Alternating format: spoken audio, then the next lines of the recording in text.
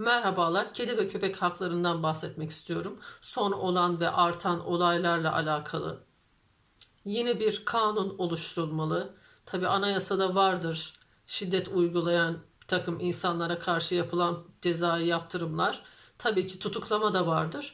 Hatta birçok kişi bu konuda tutuklama cezası aldı. Yalnız kamuoyunda tepki gösterildikten sonra oluyor tabii ki bu caydırıcı yasalar ve caydırıcı uygulamalar. Bununla alakalı öyle bir anayasa maddesi oluşturulmalı ki son olan olaylarda emsal olmalı. Leo gibi diğer canları daha önceden belki kurtarabiliriz.